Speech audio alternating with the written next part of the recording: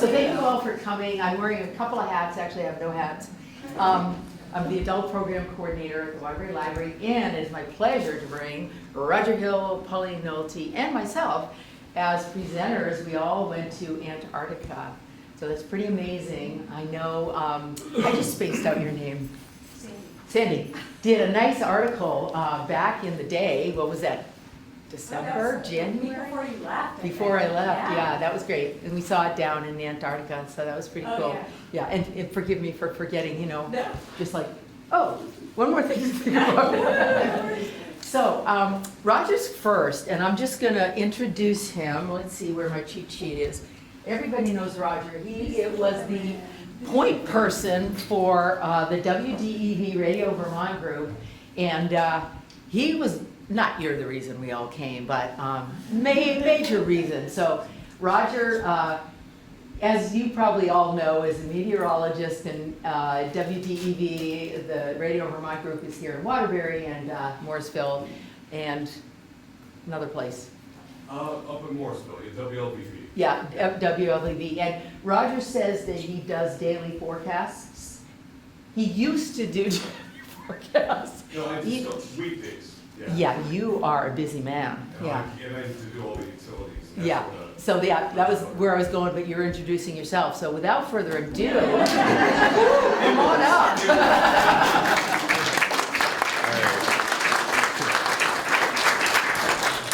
All right, well, this is going to be the technical side, so everybody's going to leave. No, don't leave, because I got about 20 slides, but it's stuff on Antarctica that's taking place. And let's see, I think I'm ready to go here.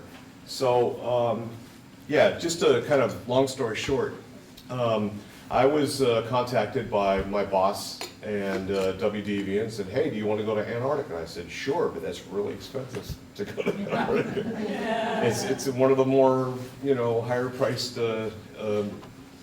cruises and to go to Antarctica. And so I lucked out because I was the leader. I was able to go for free, but my wife had to pay. So but it was very, very good. And we had, the cruise line we were on was Atlas, and it was luxurious. We had some fun times. But what we're first going to talk about is a little bit more serious topic, and I'm applying, what's going on with Antarctica and climate change, and things are changing very, very rapidly all over the world. Well, it's even faster in Antarctica. I mean, it's so far away. We're in the northern hemisphere. Southern hemisphere might be, think a little bit closer. Certainly Argentina, South America, Australia, New Zealand, etc. South Pacific. So we're going to talk also about the differences between the Arctic and Antarctic. I'm not going to spend a whole lot of time on that, but just kind of show you some stuff there. Abrupt loss of sea ice that occurred not this year, and not really since we were there, which was February 2024. Pauline was there in December 2023. But since then, some of that ice recovered quite a bit, but they had a bunch of marine heat waves. And these heat waves are, they melt the ice very quickly. And when they say heat wave, it's really a heat wave comparatively. So temperatures in the 40s and 50s and this kind of thing over places that should have ice and sea ice at that. So we'll talk a little bit about that. Antarctic circumpolar circulation.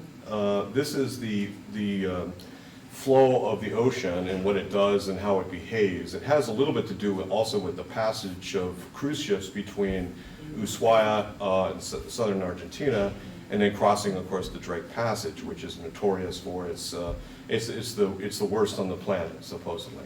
I think there's probably other places in the North Pacific that might get close, and probably the North Atlantic. But it's one of the wavier places, and storms come in every 24 hours, 36, 48 hours. And, but in between those storms, you can find the sweet spots. And that's kind of how we lucked into part of our trip anyway. So we'll be talking about that, and of course, global heating of the southern oceans, which has to do with climate change. So Antarctic's interior is actually a very boring landscape. So if you were to go up on the glacier itself, it's really flat as a pancake, and it's really the sort of West Antarctic coastal mountains that stick out. And you can see that here, this Antarctic Peninsula, and it connects to kind of the Andes Mountains. It sort of goes under the ocean because it's very deep right there. but there's still mountainous terrain. And then it connects kind of to Ushuaia, which is the very southern tip of South America. And so the cool thing where all the cruises end up going is you can see that sort of northern, the northwest corner here, the upper left-hand corner. And that's where a lot of our cruises take place. And it's actually the most pretty part of Antarctica. I was told by a lot of people, once you get on the flat part of the ice, it's just flat as a pancake. It's ice. It's like a desert. They have winds. We call them katabatic winds that are tremendously strong. Not necessarily very snowy, but around the coastal areas, there's a lot of fluctuation. And it's a little bit more like you think of maybe Alaska or, even here in Vermont. It's a little bit more like that. So we having gone down to Antarctica in our winter, the temperature change really from our temperatures here we were experiencing in Vermont and then getting to Antarctica was not a whole lot of difference. We were kind of like acclimated to it at that point. But of course we had to stop off in Buenos Aires, Argentina. It was like in the 90s. And they were having forest fires, wildfires up and down parts of Patagonia, which is not very far away from there. And so it was a little bit of a smoky environment down that way. But once you got to Ushuaia, we got to sort of walk around and take a bus tour. It was pretty amazing. And I'm sure that Judy will talk a whole lot more about that and kind of the steps and whatnot. Getting to the more technical side. So again, I talked about that 1 or 2 mile high block of glacier that's flat as a pancake. So the beauty of Antarctica is really much more at the coastal areas and especially the West Antarctic Peninsula. The biggest and thickest glaciers are in East Antarctica. The glaciers that are letting loose were more in Western Antarctica, and that's where the warming was taking place a little bit more, such as the Doomsday Glacier or the Thwaites Glacier. And this so-called Doomsday Glacier is one that's underpinned by the ground in Antarctica. It's a little bit close to the edge of the coast, but if we keep losing sea ice, the sea ice is going to vacate, and that's going to allow that to sort of start to slide in. And the reason they call that the Doomsday Glacier is that it could pile into the ocean and raise sea levels worldwide over a relatively fast time. And I've heard anywhere from as fast as a decade to as fast as 25, 30, 40 years, something like that. So it'll take some time to do that, but the glaciers are already starting to do all of these things. And of course, we're not even talking about Greenland, which is also melting very rapidly too. But focusing on Antarctica, the Thwaites Glacier is something that it's located actually somewhere in this vicinity here. So Antarctica is a continent and the Arctic is an ocean. So when you have Antarctic or Arctic, the North versus Antarctic, you have huge differences due to the coastlines and sea ice. It's very difficult to reach the edge of Antarctica except in one spot, the West Antarctic Peninsula, like I talked about, which is where the cruises go. But you can see the differences on the left-hand side. Antarctica, a much bigger ice sheet. It's, of course, 1 to 2 mile high glaciers. And then you have the Arctic sea ice that freezes during the southern hemisphere winters, and then it melts back toward the coast, but to varying degrees. The Arctic, on the other hand, is just an ocean. It's ice sitting on top of the ocean. However, Greenland is connected to the Arctic, and that's very similar to what we have in Antarctica. So what I'm going to show you here on the left-hand side, it's a little hard to make out, but this is a few days ago, June 17th, 2024, and you can see this sort of black line. Well, this is where all of this data, going back to 1940, all this data shows the ice. And so remember now, in our January is their summer, so in our summer now, in June, is their winter. And so they should be looking at the coldest temperatures. But the thing they're noticing is that the temperature this is 2024, and then here's 2023. You can see that how warm we are. We're sort of quite a ways warmer than the many data sets going back in time. And so that's kind of a view of the most latest indications. On the right-hand side, these are not air temperatures like on the left, but these are sea surface temperatures. And 96% of carbon, greenhouse gases, the molecules shaking and creating heat, goes not into the atmosphere, it goes into the oceans. So then 96% of the energy goes into the oceans. So the oceans are giant, they're big, it's like trying to, quickly boil a pot of water, it's gonna take forever. So consequently, the boiling pot of water eventually will get there, it'll get to a simmer or whatever.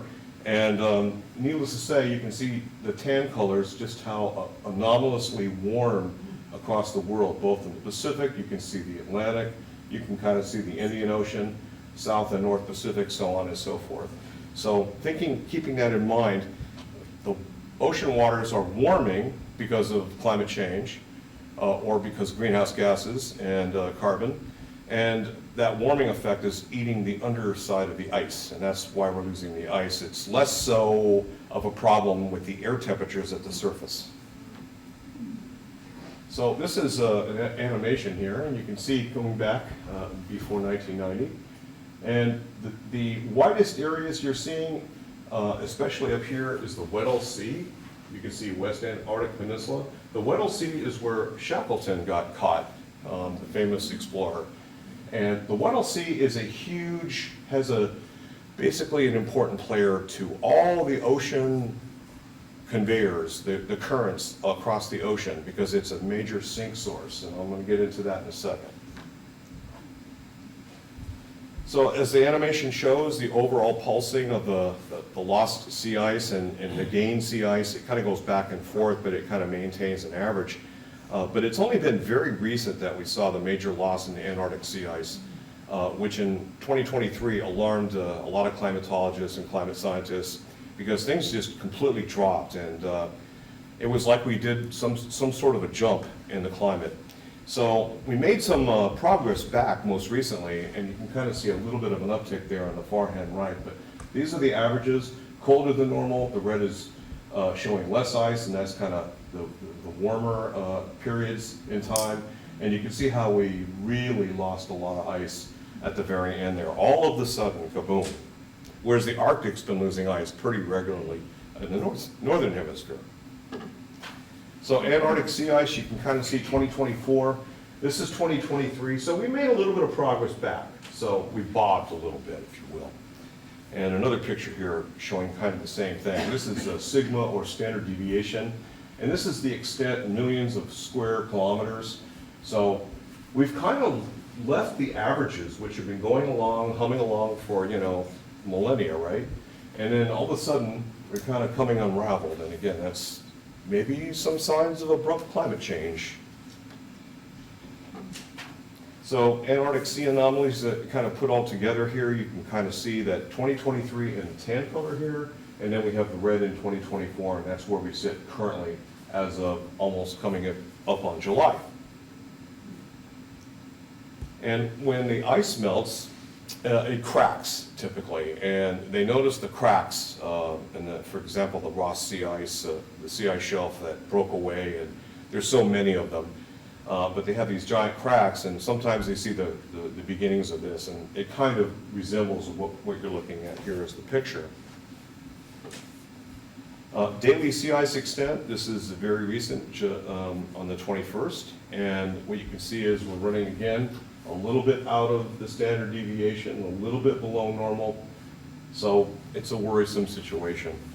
It also makes one ponder the fact that if you want to see Antarctica now, you're probably better off in the next few years than waiting around and thinking, okay, in about a decade I'll get out there or something. So if you have the ability to go there, better to do it sooner than later, because we might be seeing a loss of the sea ice completely around Antarctica. But this is where we are in the wintertime. It's their winter. This is on the 21st, so the 20th was our solstice. Down there it was their summer solstice. I'm sorry, down there it was their winter solstice. So they're starting the winter, we're starting our summer. And you can see the ice is doing pretty good. We've made some inroads back to where we should be. And it's really important for the penguin colonies. All of the various aquatic life and what lives on the land, obviously. This is a little bit more complex. I'm going to spend just a little bit more time. So I'm going to looking at Antarctica from top to bottom, and that's this brown piece, you can see where the tip of South America is. This is the Drake Passage. This is where we took off and went here. But this Weddell Gyre, it's called, in the Weddell Sea, which is typically, it holds a lot of sea ice. It has a very important duty, if you will, and that is as the water is saltiest, it sinks. Salt water is heavier than fresh water. So that sinking causes sort of the ocean conveyors underneath, which are kind of like spaghetti, trying to fall all over the place. And by the way, it takes about 1,000 years for one area of a current to start and go through its entire conveyor belt and then reach that point again, about 1,000 years. So very interesting. But when the sea ice melts, it messes with the large ocean conveyors seen here.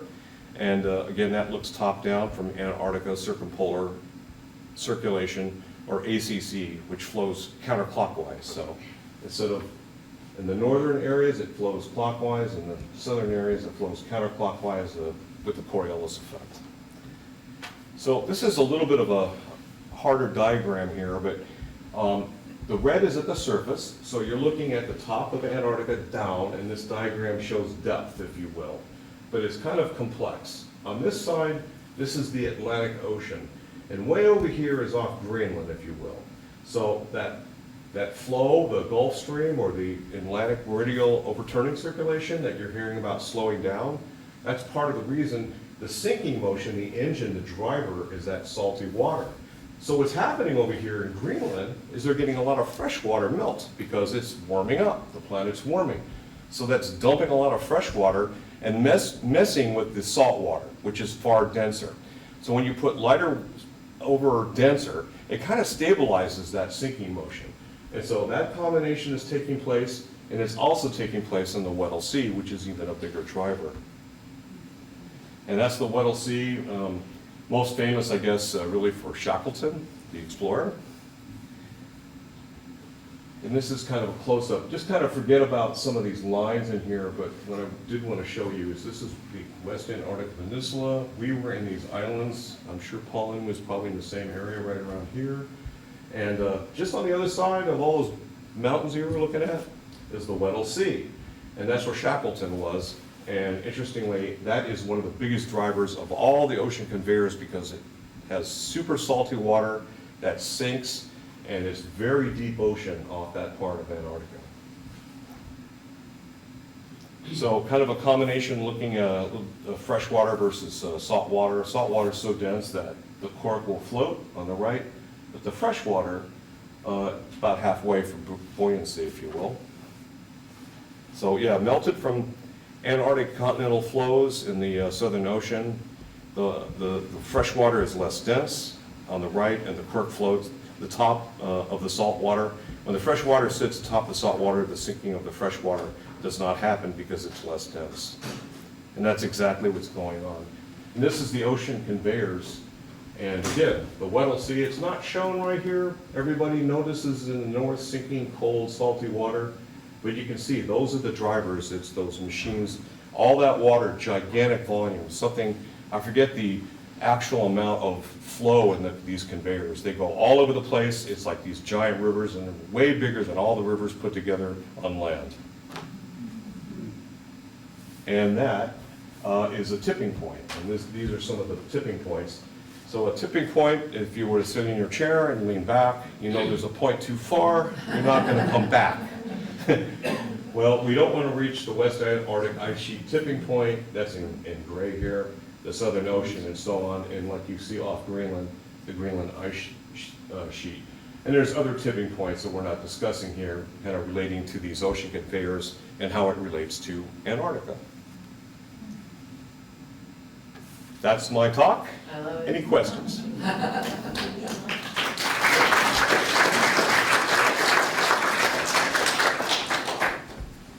Yes. Yeah, Roger, I'm curious as to the glacial ice. Is there any degree of saltiness to the ice that's forming from the precipitation that comes off? No, the precipitation is totally fresh, 100% fresh water.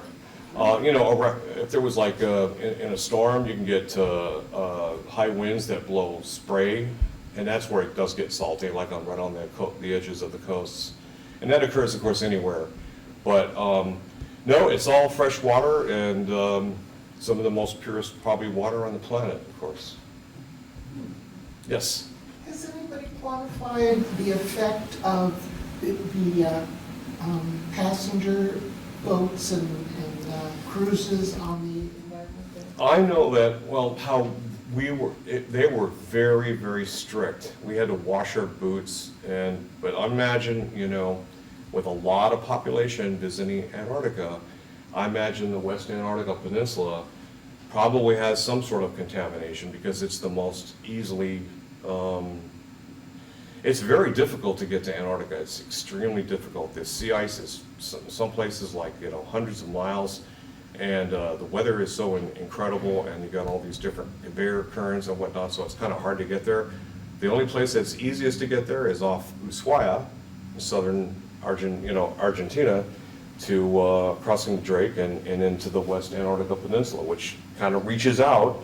And you're not really in Antarctica. I mean, you're in the Antarctic Circle, or pretty close, but you're not even below the Antarctic Circle, yet you're on the peninsula that sticks out. So, does that answer your question?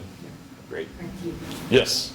The cruise ships go south of South America, but where do the scientists go? Because in New Zealand... They're on the cruise ships. It's a lot of them. They have their own expeditions. They fly to South Pole. McMurdo is another one.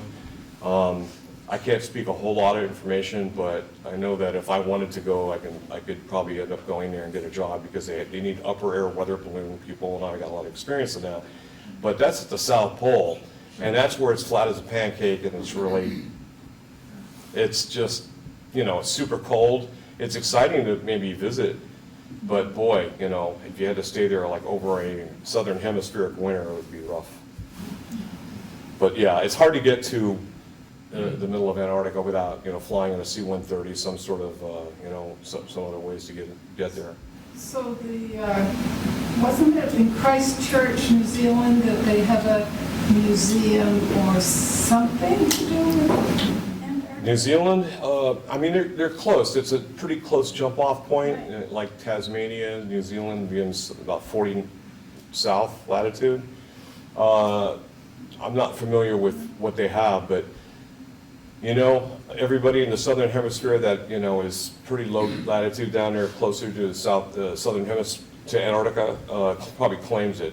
That's the other thing. It is all governments have a treaty, and before they can do very much, they have to go through a giant committee, and the hope is that that regulates any kind of future problems from mankind. Yes? Yeah, just to let you know, Christchurch is the main jump-off point for McMurdo? U.S. McMurdo, Yep. and I think a couple of the other main stations down Right. have that, and that's, you jump on a C-130 down there, fly down, Yep. and you're there for 4 months. Yes, yes. Yeah, I had friends who went, like I say, to the South Pole, and there's times you might be staying there a whole lot longer of duty in this kind of thing. So. Any other questions? Yes. What cruise line did you go with? What cruise line? Yeah. Atlas. They're kind of a smaller company, but their ships are really brand new, and I don't know. I thought they They're out of treated us. Portugal, 2019 they formed. And 2019. did a fabo job. Yep. Yeah. You can cover more about that. How you liked it, right? I loved it. I thought it was I fabulous. loved it. It's going to sound weird, but it was the most relaxing trip I've ever taken. My hand was held the And whole 30-foot way. waves. It was just amazing, and I will talk more about that. It's Roger's turn then. Yeah, I don't have anything more to give you, so if nobody else has any other questions, I'll get out of the way. All right. All right. We'd like to, yeah.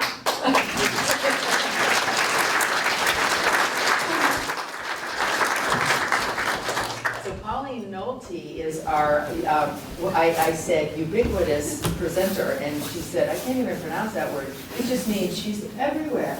And so she went on a different cruise a little bit before us, right around the summer solstice, a little closer than we were. We were still summer. So she's going to share next. And when you get set up, Polly and I will, I'll just shut mine down and move out of the way. I just shut you down. yeah, I just want to leave this, because this is the one I'll be using, correct? Yeah. Yeah, I'll just leave this one. Let me know, and I will shut the left.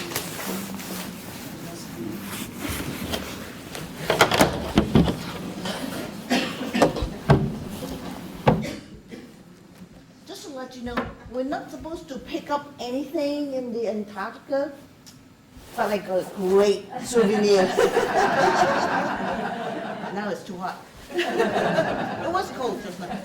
Just perfect for Vermont, right? Right. I haven't worn mine in Vermont yet. Too warm for Vermont. Yeah. Let's see, I am here. So just to start, though the Antarctica is a destination I would like to, visit one day, it never dawned on me that I would, because it's just too far away, just to me undoable. But thanks to my husband, Robert, he loves looking at emails that tell you, oh, this one is a special deal and that one is a special deal. So in September, he said, ooh. And we go like, sure. And it was almost half price. Wow. It was, so I said, go for it. So it was amazing. And we went on the Swan Hellenic cruise line, and it's called Diana, and it was wonderful. We were like, it was beautiful because it was only 192 passengers. There were more crew than us, so it's amazing. I don't think I got it. No, you're not on it yet. Too far away. But anyway, let's hope I can reach over here.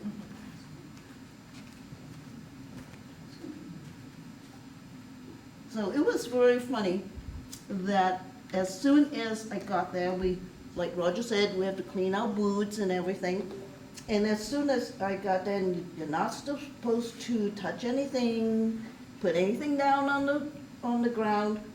And as soon as I got there, I fell over. On my butt, yeah. So it was like, whoops, I'm not supposed to touch the ice, right? But it was really funny. It was very exciting. The Drake Passage was exciting too. We had to delay one day because the captain was very smart that we delayed one day. So let's see. Are we there? Uh-oh.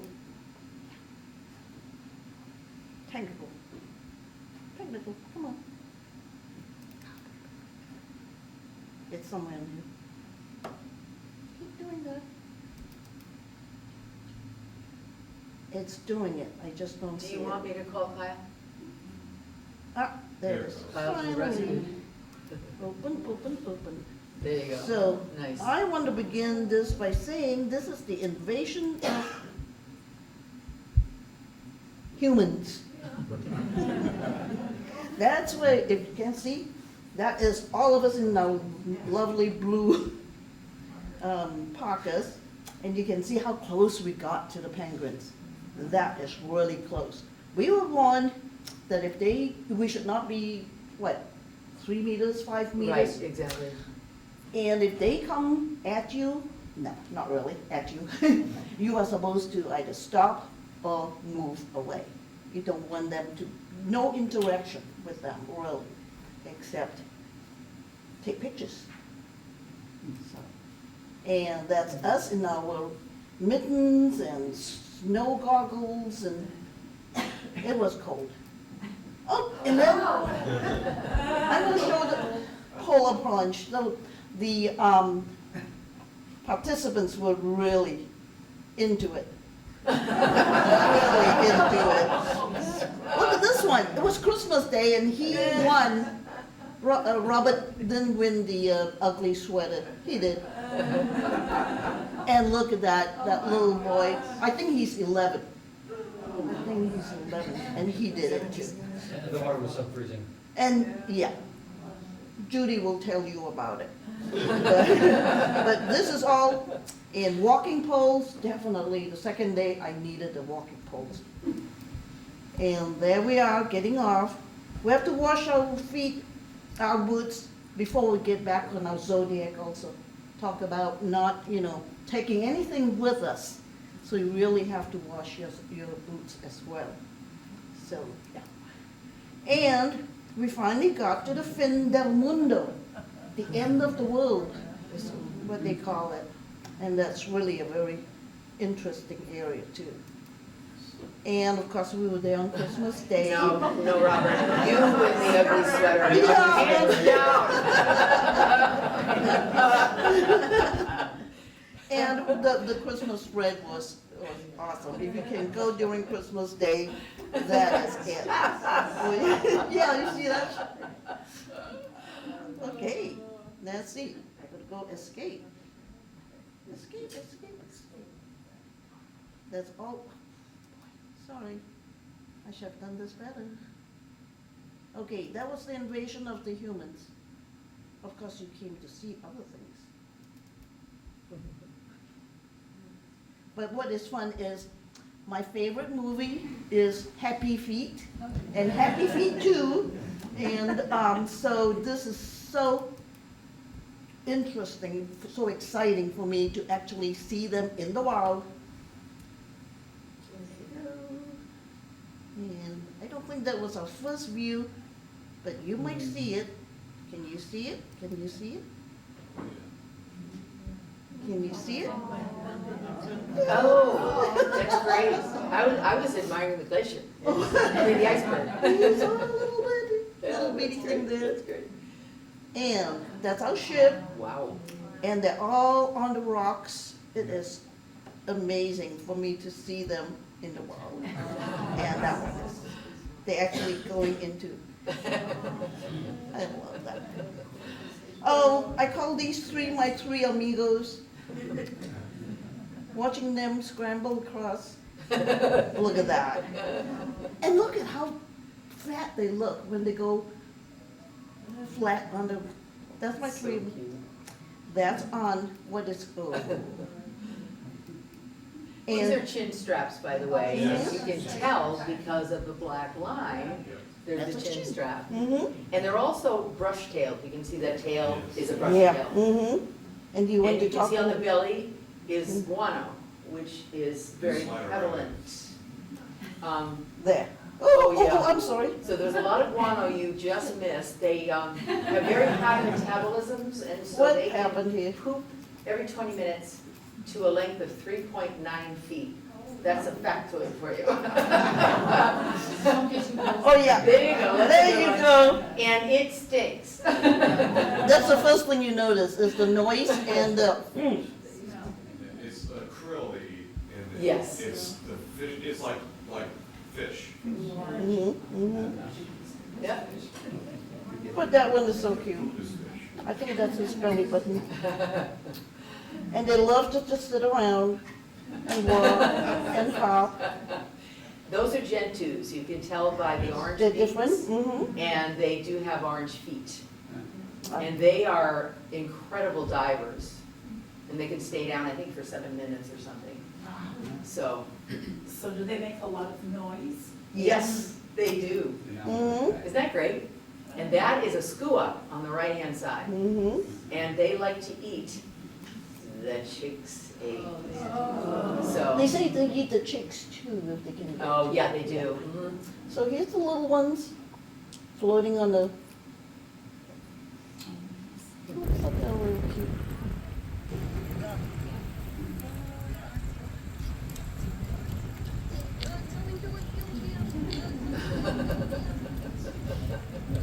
Those are the gentoos. Mm-hmm. And now Are Do you the sure? species stay separate or do they intermingle? I They're think separate, they yeah. They stay separate? Yeah, You might get one or two. I thought I saw one with the others. really? Mhm. Yeah, they're huge, there's huge populations that are all together, but pretty much they're whatever, they're all cousins, by the way. They're all related, because the gentoo, the adelie, which you haven't seen yet, and you will, and the chin strap, they're all brush-tailed. You can see the brush tail at the end, so they're all related.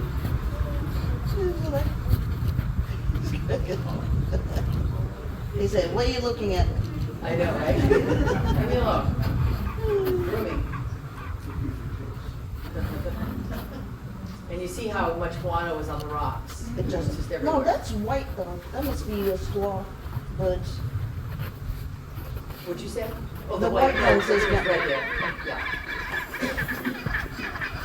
That's the sound of it.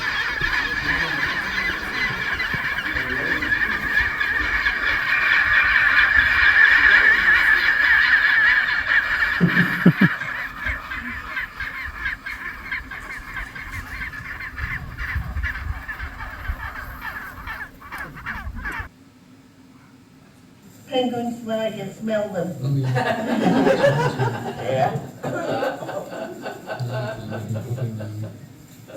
Oh, and fluffing is Very calm.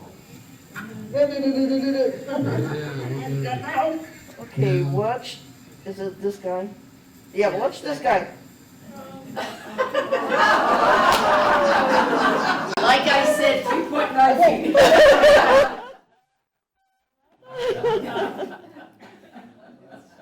That was good, Polly. That was good. Penguin Highway. Oh, and it, oh no, that's a rock. Okay, I'm gonna skip to the next one. Marching along the highway. Oh, we skipped that. Look at this guy. They get down, so they make all these trips down to the water. And then they I have to get food for the chicks and this and that and whatnot. Up, down, up, down, up, down, back up, to the down, up, Waterbury. down, all day, and they slide on their bellies like that. And it's amazing how they go pretty fast. And look, when you say up and down, see how far up I they know, go up I into know. the rock? And the reason they're up there is that's where they lay their eggs, because it's dry. So between the molten feathers and the pebbles and such, the eggs stay dry, whereas in the snow, they would just rot. And you can see, how did they hop all the way Yeah, up there? I know, it's crazy. That's what they do all day, down, up, down. Up and down. Because they can't fly. That's right. No. They're technically birds, but they don't have, they're Oops. really, oh. That would be a seal. This is And, interesting, so, I think Roger and I decided it was a Weddell, right? Yeah, I Roger? think so. What do you think? I have my little, oh, I don't have my seal cheat sheet. But it's kind of cool going up. We saw a lot of seal. We saw Weddell, we saw fur, we saw, oh yeah, leopard. Seal. leopard, you saw a leopard seal? Yeah, oh yeah. Yeah. Look at that. I don't know where he's going, but he's going somewhere fast. And you notice the people are moving away. But that is awesome, probably how close you were. Uh-huh. So amazing. Okay, where are you going, Robert? Okay, never mind. So you can see better the Penguin Highway. We're not allowed to walk on it, and you can tell why.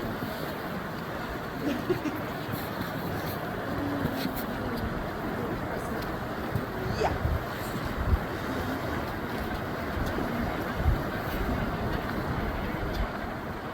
Sometimes they get off the beaten path. Yours fixed, sir? Yes. There are nothing on the bottom, please. Okay. Danger, danger. Those are skuas, exactly. Mm-hmm. Yep. And these are Gentoo Ooh, penguins. gotcha. 7 feet. Next one. Okay. You see them? Getting closer. They outnumber you. Size. Because we should tell them how big the little, Yeah, I think 27. it's just settling in. Inches Look maybe. at that. Mm-hmm. And the Gentoos are the third largest, the Emperor and the King, and then the Gentoos. Okay, what's this one? Are you playing?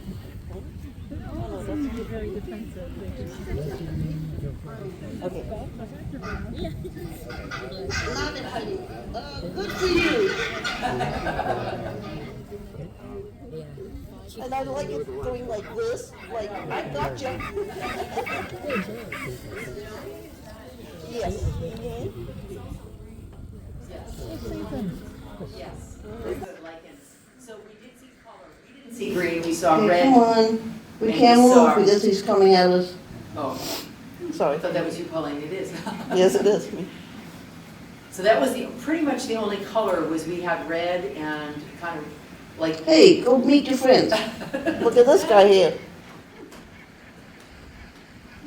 Now, and here's our path. We're supposed to. Oh no, they're just gonna sit there. That's a path that We we're can't supposed get to be. too close We to it. shouldn't wander off the Come on. trail. Get a move on. And you Get a notice move on.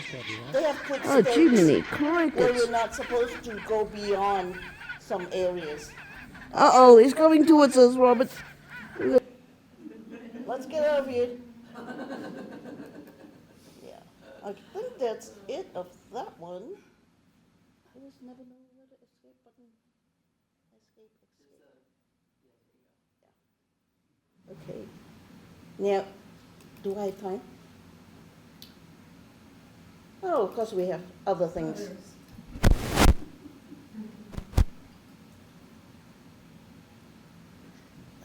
Why were you so slow? Okay, and you know that what this Yeah, bird that's a is. cormorant. Mm-hmm. It's a great picture. Come on, open. Isn't that good? You can tell with that red, on his beak and then again. Look at the blue eye. That is good. I knew you will say that. Roger and I think that, we decided it was a Weddell, and since we're not experts, you can believe us if you want. He's waving. It's a seal. And that I'm not sure, because it looks a little different. Mm-hmm. And that is way cool. That is way cool. Yes, we saw a lot of whales. Mhm. Isn't that amazing? Minke whale. Because I did my research, and it's the fin that determines. And look at the Get a little beautiful, action here. look at that. Look at that. Whoa! And I have some pictures, but boy, they don't look like that. And my phone. And of course, that day I decided not to go out, he saw this. Well, Robert, good job on those pictures. Uh-huh. Amazing. Yeah, we were very close to the Zodiac. They were very close. Yeah. Some whales were right next to us. That's awesome. Wow. That's so amazing. Look at that. We had good experience, but it was from the boat. Look at that one. Don't you think, Roger, that those are Minke by By the back.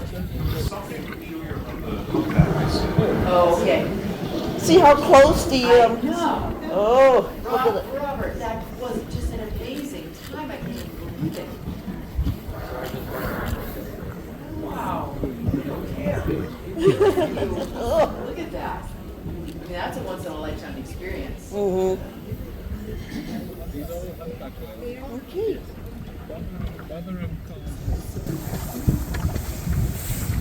Okay, get out of here. All right. All right. Yeah. Ooh, let's see if we've got 2 more minutes. Etc. Of course, the etc. I don't know why it's taking so long to open. The et cetera is just as beautiful.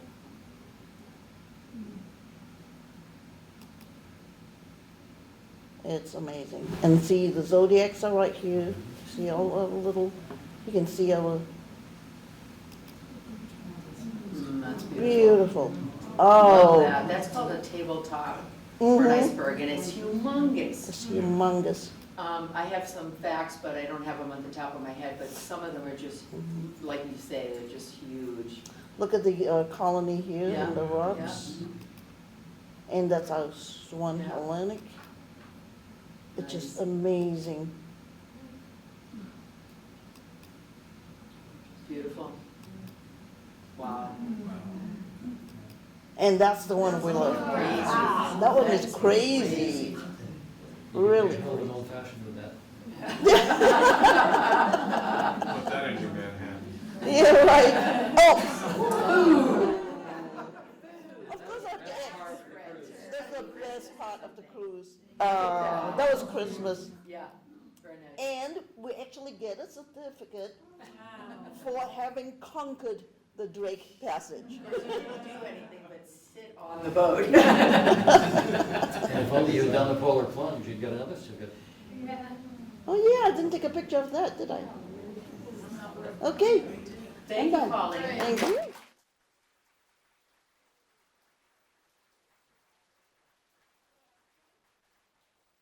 I didn't know all that Roger shared, but if not now, when? And so I took the plunge, haha.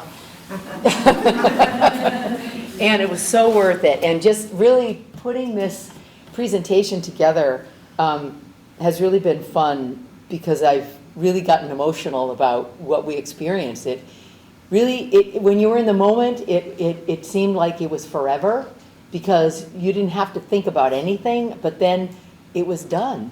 And wow, we have this presentation to remember. So let's see, I know somebody, oh yes, from Moortown. I did this presentation for the Moortown Elementary School. And so I wanted to show the kids, you can see where Waterbury is, it's right above Montpelier, where we came from. And you can see Vermont, I drew the arrow there, I know you guys know where it is, but I wanted to show the kids. And then we made the whole north and south. So you'll see that on the side. So anyway, we stopped in Buenos Aires. I really wanted to show you Buenos Aires, but I knew we didn't have enough time, but it's an amazing city. We got there a day after the strike, so people, was there a new president? Is that what it was, Roger? Yeah. A few months before that. Yeah, and so there was all this protest about labor and all this kind of stuff, and I don't know about you, but I was like, oh no, are we even going to get there? And the planes were packed, but we did. We had an amazing time. I hired a guide, and we did like 5 hours walking around the city. It was amazing. So you see Buenos Aires, and then you can see just kind of going all the way down, and that's where we're going to go. We're going to take a charter plane to there. Okay, so next is, you already saw the slideshow. Okay, so Tierra del Fuego. The Pan American Highway starts in Alaska, I used to live there, and it goes all the way down to the tip of South America. So it's really an amazing road. 19,000 miles? Anyway, I don't have my cheat sheet in front of me. But you guys can read, so I don't have to read it for you. But you can see, gosh, Chile is just nothing but islands. You can see the Strait of Magellan that goes through, and you can see how you really can't get there from here. So the only way to go is to fly. And I did this for the kids. Magellan was the 13th and 14th century sailor, and that strait was named after him. All right, so next we get to Tierra del Fuego National Park, and that is Chile. We're looking over to, the picture on the left is not the ocean. It looks like waves, it is waves, but that is the wind. So it was a beautiful day, as Roger had mentioned. And this is a stock photo that's coming up next. And quite beautiful. We didn't have that kind of weather. But as Roger mentioned, the Andes Mountains separate Ushuaia from the rest of the continent. So most mountain ranges, at least in the Americas, go north-south. This goes west-east. And so, I mean, quite beautiful. I loved it, and if I had to do it over again, I would definitely spend some time in Ushuaia. But it was really nice to have a package deal, and you know, when your hand is held that long, you're like, oh, I have to think for myself. Yes. So anyway, that's that, and now we're going to, so we're going to go to our boat, and I'm there on the bottom picture on the right between the H and the U, and and our boat is above us, and it's smaller than Pauline's, and because of that, I don't mean, you know, you couldn't dock, because you obviously did, but the big cruises, like the Princess cruises and such, they cannot go and land. They have an experience, but man, we were on our Zodiacs just like you saw with Pauline as well. Just every day we had an adventure. Okay, so here we go. Next one is, I got excited. See that little iceberg? That was the first iceberg!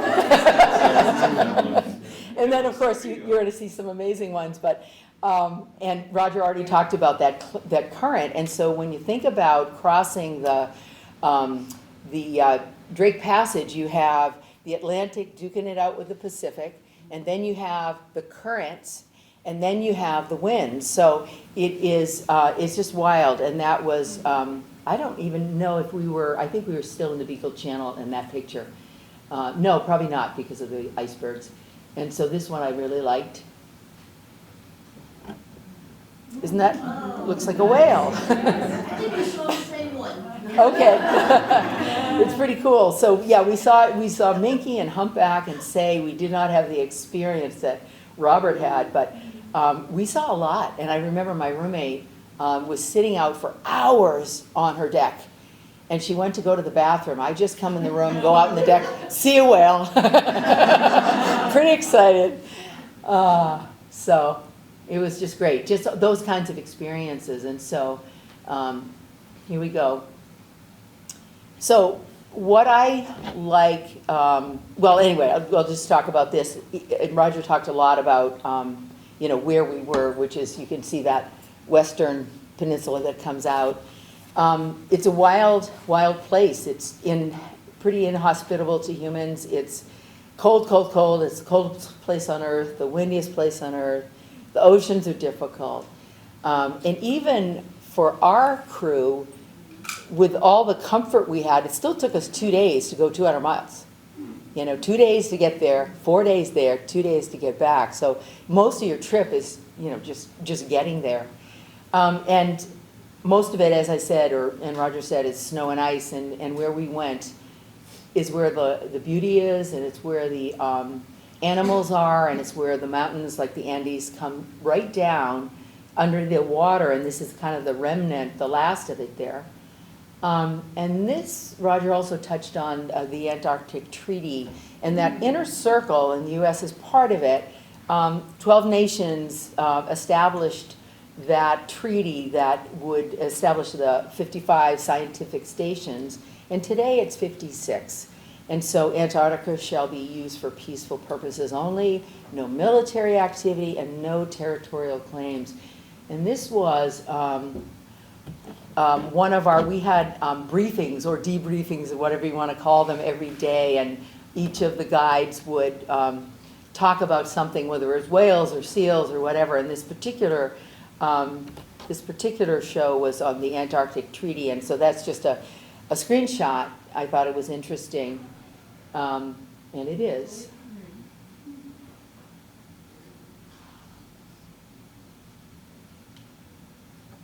Alrighty, so this is where we went. There was so much wind. The Shetland Islands that you can see above the peninsula, we did not land. That was on our itinerary, but the wind was fierce. And we had a pretty rough day. One day going out was pretty rough, and one day coming back was pretty rough. But you can see, I know this won't mean a lot to you, but this is where we were, in that general vicinity for our 4 days. And we had either a Zodiac or a kayak or something in the morning and afternoon. It was really well planned. This is courtesy of Michelle. You don't need to see any more. Well, yeah, you do. You didn't see the Adelis. Yes. Pauline, you did not show Adelies. You showed, oh yeah, you did. Yeah, chin strap. You showed, well, these are Adelies. They are so cute. They're all a little different. Now what you've all been waiting for. Woohoo! So I had a different photographer. So I just want to say I'm a distance swimmer, and that was probably the longest distance I've ever swum. And if you look at my skin, it's pretty red. And if you see my face, it's pretty intense. And then you see I'm grabbing because my body's in total shock. So Michelle and Roger made it seem like a piece of cake. And all the young kids with Pauline showed, here we go. But you're seeing the real deal now. And we also had a visitor. And you can see on the left, that's part of what you're going to see later in our video. But on the right, you can see the whale fluking with one of the guys that was in the water at the time. So it's not a great picture, but I just thought, hey, we had some visitors. And now, here we go. The show.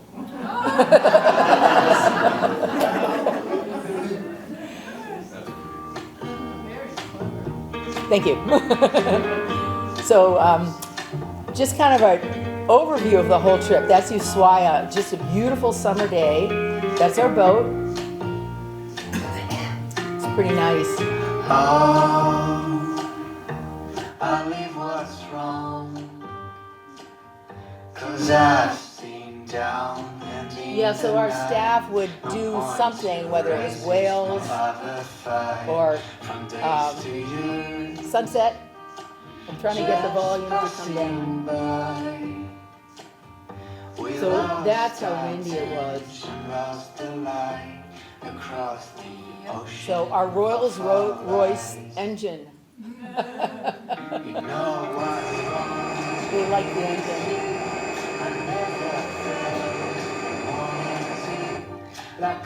And a little view of the Drake. You can see how choppy it is. You know what's wrong to be with you. I never felt you wanted to. Like all those parties without fun. Like a summer without sun. So again, we'd have something about, oh yeah, here's the biosecurity. They vacuumed everything. Our jackets were being fitted. First day, Orne Harbor. Oh, sweetheart. So in the morning, we would have either Zodiac or kayaking or stand-up paddleboarding. Now, that's the crazy folks. Yeah, you don't want to. So what they would do every day is to scout it out. These are our guides. They were wonderful. And just, we had some weather, and some of the days were borderline. That's Jonathan Zacharias. You can see the penguin poop, guana poop.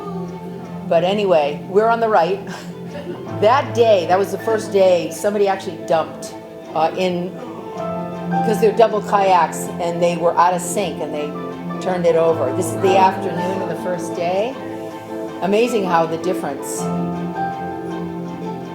So we did a lot of penguin watching. I love that picture. Little cirque there.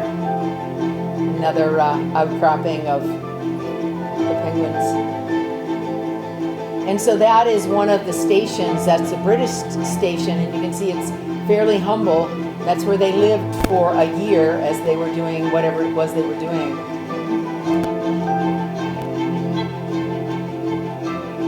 And those are the Gentoos. You see the little chick there, Ice. Our boat.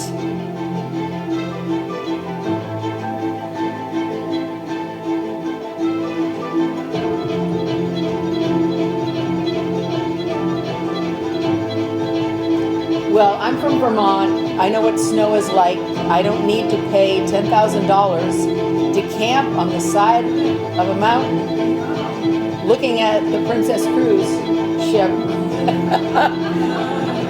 But these were probably Southerners and thought it was maybe bragging rights, I don't know. But anyway, they did it, and about 2 in the morning they went, You can come get us now. And that's how dark it is, about 2 in the morning. And there's that Princess cruise ship glowing up the sky. Hooverville, that was, I'm losing track of what day, maybe day 2.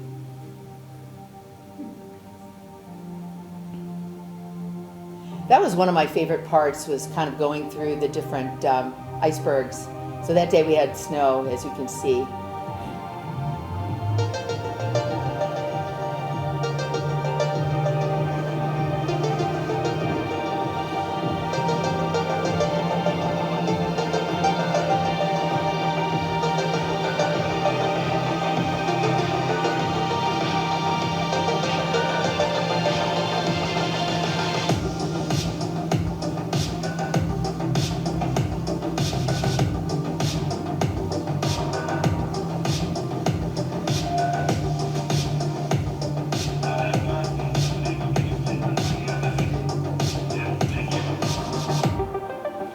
See the blue, that's so interesting.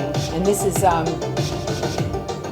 Martine, a gull, cormorants, Chi,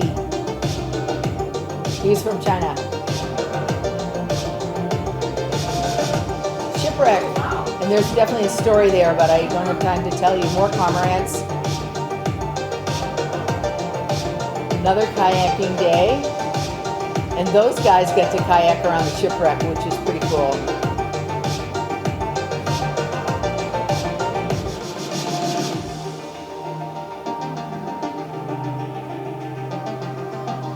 So he actually wrecked the ship on purpose to save his men, because that was back in the whaling days, and he knew that he would get help. That was one of my favorite days, going through the icebergs. And that's amazing.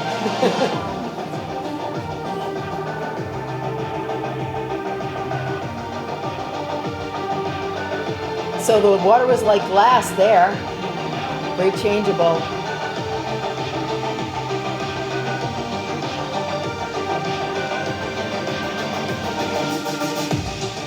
Another Weddell seal. Yeah, we had a great day that day. Another shot of the old man there. This one I love, that's Abbey Road. That's a fur seal, and there's a Gentoo penguin.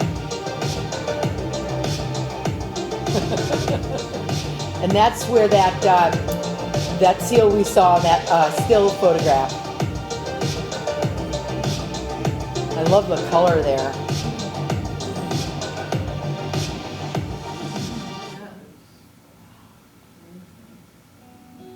I think this is day 3.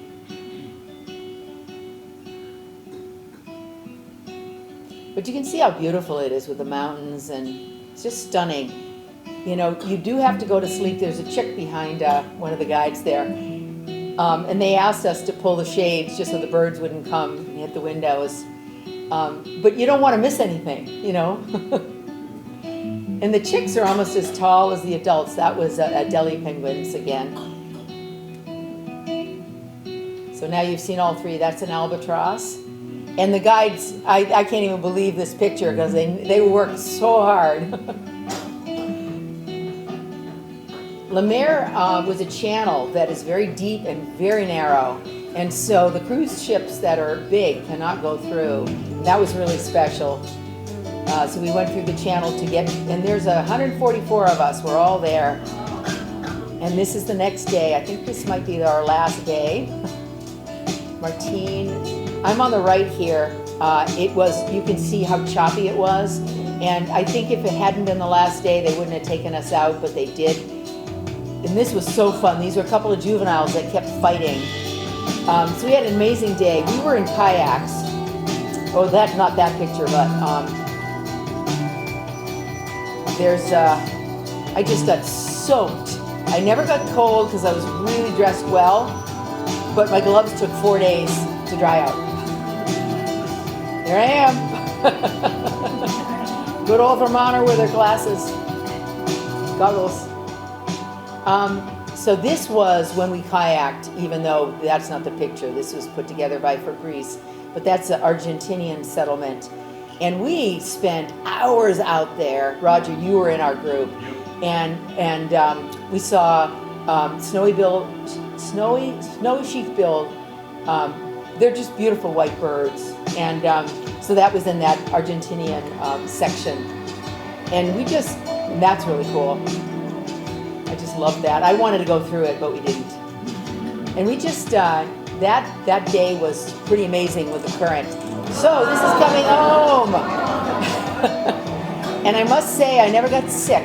I was one of the few who did not. But that was amazing coming home. That was, we were very lucky because we did not get delayed either going out or coming home. And we know that the cruise ship after us definitely did.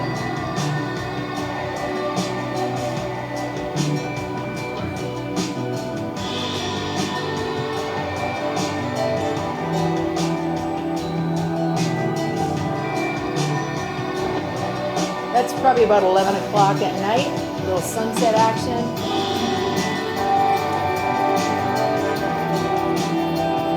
And I love these guys, they were amazing. I say guys, can't say that anymore to be politically correct. She was a great kayaker.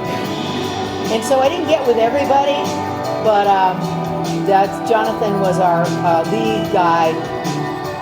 But you had kind of a rapport with certain, Mats was our kayak leader, he did a great job. And Alfonso. Not that it matters to you, but I'm enjoying it. And Jose. So they were from all over the world. Martine was one of my favorites. And she was one of my favorites. Yeah. You just get with certain people, and they had great attitudes. I'm sure that they didn't all the time working together, but we got their best side. I like that picture.